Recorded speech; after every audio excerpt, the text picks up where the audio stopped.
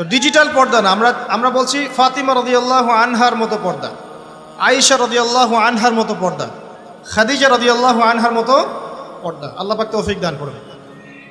সহজ চারটা কথা আপনাদেরকে বলে দেই, মা বোনদেরকে বলছি। পোশাকটা এমন হবে না, আপনার পোশাকটা এমন হবে না যে পোশাকটা পরেও গায়ের কাঠামো বোঝা যায়। এক নম্বর কথা, ফুল স্টপ। এমন বোরখাও চলবে না যে বোরখা পরলে গায়ের কাঠামো দেখা যায়। এটি প্রজেক্টর আছে ওখানে, হয়তো বা দেখতে পাচ্ছেন, বুঝাচ্ছি। এই যে আমার জামার হাতা দেখতে পাচ্ছেন, আমার হাত কতটুকু মোটা আপনি কি বুঝতে পারছেন? আমার মাসল কি বুঝতে পারছেন কত চওড়া? 4 প্যাক না 6 প্যাক? আচ্ছা, এটা কোনো প্যাকই না অবশ্য। আচ্ছা, তো এখন এটা ঠিক আছে পর্দা। এটা যদি আপনার অন্য কোনো অঙ্গ প্রত্যঙ্গ হয় একই হুকুম। প্রতিটার ক্ষেত্রে কি একই হুকুম? হাতের ক্ষেত্রেও যেমন হুকুম, অন্য সমস্ত অঙ্গ প্রত্যঙ্গের ক্ষেত্রে কি একই হুকুম। বুঝাতে পারছি? আর ভেঙে বলা দরকার আছে? আচ্ছা, এখন যদি এই কাপড়টা এমন হয় যে কাপড় পরেও আমার হাতের কাঠামোটা এভাবে বোঝা যাচ্ছে, দেখেন এখন বোঝা যাচ্ছে যে আমার হাত কতটুকু মোটা কতটুকু পাতলা, এই পর্দা চলবে না, এই বোরখা চলবে না। এটা এক নাম্বার। 2 নাম্বার কি? 2 নাম্বার হচ্ছে কাপড়টা এত পাতলা হবে না যেটা পরেও বাইরে থেকে ভিতরের অঙ্গ দেখা যাচ্ছে। ঠিক আছে? একটু দেখেন, আমার এই জামা দিয়ে কি ভিতর থেকে বাইরে থেকে দেখা যাচ্ছে যে আমার হাতের রং কেমন? এটা ঠিক আছে। যদি কাপড়টা এমন হতো যে বাহির থেকেই ভিতরের অঙ্গ দেখা যাচ্ছে, তাহলে এটা পর্দা হতো না। 2 নম্বর পয়েন্ট কি তাহলে? এই কাপড়টা এমন হবে না যে কাপড় পরেও বাহির থেকে ভিতরের অঙ্গ দেখা যায়। 2, আমি চেষ্টা করছি সহজ করে বলার জন্য। 3 নাম্বার হচ্ছে কাপড় এমন হবে না যে কাপড়টা পুরুষদের কাপড়ের সাথে সাদৃশ্য আছে। আপনি টি শার্ট, গেঞ্জি, স্কিন প্যান্ট বা পুরুষরা যে পোশাকগুলো পরে এগুলো পরতে পারবেন না। কথা কি বুঝতে পারছেন? এটা 3 নাম্বার। আর 4 নাম্বার হচ্ছে অমুসলিমদের সংস্কৃতির সাথে, তাদের ধর্মীয় কালচারের সাথে সাদৃশ্য আছে এমন কোনো পোশাক আপনার পরা যাবে না। এটা ছেলে মেয়ে উভয়ের জন্যই বলছে। কয়টা বললাম মূলনীতি ভাই? 4টা। মা বোনকে শেখাতে পারবেন তো ইনশাল্লাহ? কাপড় এমন হবে না যে কাপড় এত টাইট যেটা পরলে শরীরের কাঠামো বোঝা যায়, পর্দা হয় নাই, চলবে না। যদি বোরখাও হয় তবুও চলবে না। 2, এত পাতলা হবে না যে বাহির থেকে ভিতরের অঙ্গ দেখা যায়, চলবে না। 3 নাম্বার, পুরুষদের পোশাকের সাথে সাদৃশ্য আছে এমন পোশাক পরা যাবে না। যদিও বা শেষ জামানায় এই শ্রেণীর মেয়েদের সংখ্যা বাড়বে যারা পুরুষের পোশাক পরে রাস্তায় ঘুরবে। আর 4 নাম্বার হচ্ছে অমুসলিমদের ধর্মীয় কালচারের সাথে সাদৃশ্য আছে এমন কোনো পোশাক পরা যাবে না। 3 নাম্বারটার ক্ষেত্রে একটা কথা বলে দেই যে নবী সাল্লাল্লাহু আলাইহি ওয়াসাল্লাম বলেছেন শেষ জামানায় এক শ্রেণীর মেয়ে বের হবে। শেষ জামানা বলতে আসলে ওই জামানায়, নবীর জামানায় তারা ছিলেন না, তারা পরবর্তীতে কোনো জামানায় আসবেন, যেটা আমরা এখন দেখতে পাচ্ছি। তো এমন এক শ্রেণীর মেয়ের কথা বলা হয়েছে যে যারা কাপড় পরেও নগ্ন থাকবে। কি থাকবে? নগ্ন। আরবিতে বলা হচ্ছে নিসাউন, তারা এমন এক শ্রেণীর মহিলা হবে কাসিয়াতুন, কাপড় পরে থাকবে, আরিয়াতুন, তারপরেও নগ্ন থাকবে। বোঝানোর প্রয়োজন আছে কি? কোনো প্রয়োজন নাই, অ্যাডাল্ট আপনারা সব বোঝেন। মুমিলাতুন মাইলাতুন, অর্থাৎ নিজেরাও অন্যকে আকৃষ্ট করবে, নিজেরাও অন্যকে আকৃষ্ট করবে এবং অন্যের প্রতি আকৃষ্ট হবে, দুটোই হবে। নিজেরাও আকৃষ্ট হবে, অন্যকেও কি করবে? আকৃষ্ট করবে। ওই যে সিডিউস, নিজেরাও সিডিউস হবে, অন্যকেও সিডিউস করবে।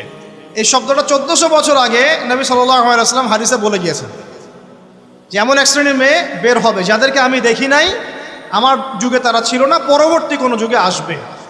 এদের ব্যাপারে নবী সাল্লাল্লাহু আলাইহি ওয়াসাল্লাম বলছেন যে তারা জান্নাতে যাবেও না, জান্নাতের গন্ধও কখনো পাবে না। আল্লাহ পাক কোরআনে বলেছেন একটা সূরায়, যদি আল্লাহ রাব্বুল আলামিন রাতকে স্থবির করে দেন, কেউ কি আছে দিন নিয়ে আসবে?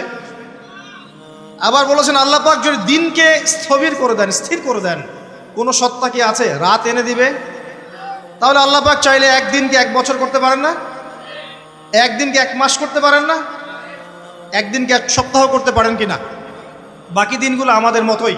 সাহাবীরা বলছেন ইয়া রাসূলুল্লাহ সাল্লাল্লাহু আলাইহি ওয়াসাল্লাম, নবীর নাম আসলে কি পড়বেন? সাল্লাল্লাহু আলাইহি ওয়াসাল্লাম, তাহলে 10 নাকি পাবেন?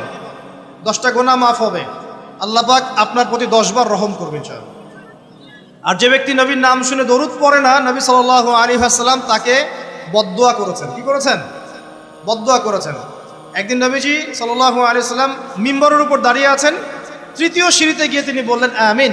সাহাবীরা বললেন, আপনি কেন আমিন বললেন ইয়া রাসূলুল্লাহ? তখন নবীজি বললেন, তৃতীয় সিঁড়িতে আমি যখন ছিলাম তখন জিবরাইল আলাইহিস সালাম এসে আমাকে বলেছেন, হে মুহাম্মদ, সেই ব্যক্তি ধ্বংস হোক যার সামনে আপনার নাম উচ্চারিত হয়েছে কিন্তু সে আপনার নাম শুনেও দরুদ পড়ে নাই। তাহলে আমরা রাসূলুল্লাহ সাল্লাল্লাহু আলাইহি ওয়াসাল্লামের নাম শুনে দরুদ পড়ব কিনা? না পড়লে কি হবে? না পড়লে রাসূল সাল্লাল্লাহু আলাইহি ওয়াসাল্লামের বদদুয়া পেতে হবে। আচ্ছা, একটা প্রশ্ন এখানে থ্রো করে সামনে যাই, যে যদি রাসূল সাল্লাল্লাহু আলাইহি ওয়াসাল্লামের নাম শুনে দরুদ না পড়লেই এই শাস্তি হয়, অভিশাপ পেতে হয়, তাহলে আমরা যারা সারা জীবন রাসূলের সুন্নতের খেলাফ চললাম তাদের কি হবে বলেন? শুধু রাসূলের নাম শুনে যদি কেউ দরুদ না পড়ে তাহলেই রাসূল সাল্লাল্লাহু আলাইহি ওয়াসাল্লাম বলছেন সে ধ্বংস হোক। তাহলে যে ব্যক্তি সারা জীবন, আমরা এখন দাড়ি রাখতে পারলাম না, সুন্নতি লেবাস চিনলাম না, টাকটুর উপরে কাপড় উঠাতে পারলাম না, আমরা রাসূলের মতো সুন্নত পদ্ধতিতে নামাজ পড়তে পারলাম না, কোরআন তেলাওয়াত করা শিখলাম না, তাসবিহ তাহলিল করতে পারলাম না, পর্দা করলাম না, রাসূলের আদর্শ নিজের ভিতরে ধারণ করলাম না, পরিবারে রাসূলের আদর্শ প্রতিষ্ঠা করলাম না, সমাজে প্রতিষ্ঠার কোনো চেষ্টা করলাম না, রাষ্ট্রে প্রতিষ্ঠার কোনো চেষ্টা করলাম না, আমাদের কি হবে? এটা বোঝার জন্য কি পিএইচডি ডিগ্রি করার দরকার আছে? বুঝতে পারছি না কি হবে। যেমন একটা আয়াত আছে কোরআনে, সূরা বাকারার 279 থেকে 84 পর্যন্ত দেখবেন। একটা আয়াতে আল্লাহ পাক বলছেন, ইয়া আইয়ুহাল্লাযীনা আমানু, হে মুমিনগণ। মুমিন কারা? আমরা তো মুমিন নাকি? মুমিন কারা? কি আমরা মুমিন না? কনফিউশন আছে? মুমিন কারা? যারা 6টা পিলারে বিশ্বাস করে। কয়টা পিলার? 1 নম্বর আল্লাহ বিশ্বাস করে না দেখেই। 2 নম্বর আল্লাহ পাকের ফেরেশতা মণ্ডলীর প্রতি বিশ্বাস করে না দেখেই। 3 নম্বর আল্লাহ পাকের সমস্ত আসমানি কিতাবে বিশ্বাস করে না দেখেই। 4 নম্বর আল্লাহ পাকের প্রেরিত রাসূলগণের প্রতি বিশ্বাস করে না দেখেই। আমরা কি নবীজিকে দেখেছি? দেখি নাই। সাহাবীরা দেখেছেন। যে ব্যক্তি পরকালে বিশ্বাস করে না দেখেই, এবং তাকদীর বা ভাগ্যের ভালো মন্দে বিশ্বাস করে না দেখেই। এই 6টা পিলারে যে ব্যক্তি মনে বিশ্বাস করে, মুখে স্বীকৃতি দেয় এবং কাজেও বাস্তবায়ন করে তাকে বলা হয় মুমিন। শুধু মুখে বলে, কাজের কোনো ফিকির নাই, মুমিন বলা যাবে? নামাজ পড়তে হয় জানে, এতটুকুই, নামাজ জীবনে পড়ার তৌফিক হলো না, পড়লো না, তাকে কি আপনি মুমিন বলবেন? আচ্ছা, তো আমরা যদি মুমিন হই, আমাদেরকে আল্লাহ পাক বলছেন, কি বলছেন? ইত্তাকুল্লাহ, তোমরা আল্লাহকে ভয় করো, তোমরা আল্লাহকে ভয় করো। ওয়াযারু মা বাকিয়া মিনার রিবা, এবং সুদের অবশিষ্ট অংশগুলো ছেড়ে দাও। ইন কুনতুম মুমিনিন, যদি প্রকৃত অর্থেই তোমরা মুমিন হয়ে থাকো। তারপরের আয়াত আল্লাহ পাক বলছেন, ওয়া ইল্লাম তাফআলু, তোমরা যদি সুদ না ছাড়ো। কি না ছাড়ো? সুদের আরবি হচ্ছে রিবা, যেটা দিয়ে পুরো ওয়ার্ল্ডের ইকোনমিক সিস্টেম এখন দাঁড়িয়ে আছে। তোমরা যদি সুদ না ছাড়ো তাহলে কি হবে? ফাযানু বিহারবিন মিনাল্লাহি ওয়া রাসূলিহি, তাহলে আল্লাহ এবং তার রাসূলের বিরুদ্ধে যুদ্ধের ঘোষণা শুনে রাখো।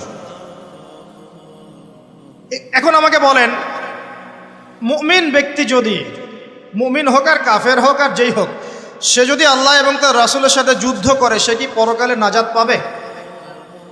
মুসলিম হয়ে কালিমা পড়ে সুদ খেয়ে যদি আল্লাহ এবং তার রাসূলের সাথে যুদ্ধ করে, সে কি কবরে প্রশ্নের উত্তর দিতে পারবে?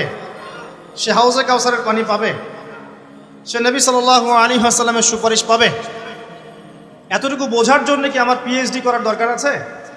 ঠিক একই কথা, যদি আমরা নবীর নাম শুনে দরুদই না পড়লাম তাহলেই ধ্বংসের কথা বলা হচ্ছে। আর সারা জীবন যদি আমরা রাসূল সাল্লাল্লাহু আলাইহি ওয়াসাল্লামের আদর্শের খেলাফ চলি, তাহলে কি আমাদের পরকালটা শুভ হবে? কি মনে হয়? অতএব আজকের প্রথম নসিহত অনেক হবে ইনশাআল্লাহ। জীবনের প্রতিটা ডিপার্টমেন্ট, আপনার ইবাদত, পরিবার, সমাজ এবং অন্যান্য সেক্টরগুলো, বিশেষ করে অর্থনৈতিক সেক্টরটা রাসূলুল্লাহ সাল্লাল্লাহু আলাইহি ওয়াসাল্লামের আদর্শে ঢেলে সাজানোর চেষ্টা করেন। আল্লাহ পাক তৌফিক দান করুন। পারা যাবে ইনশাআল্লাহ? যাদের দাড়ি নাই রাখবেন তো আজকে ইনশাআল্লাহ? টাকনুর উপরে কাপড় উঠবে ইনশাআল্লাহ?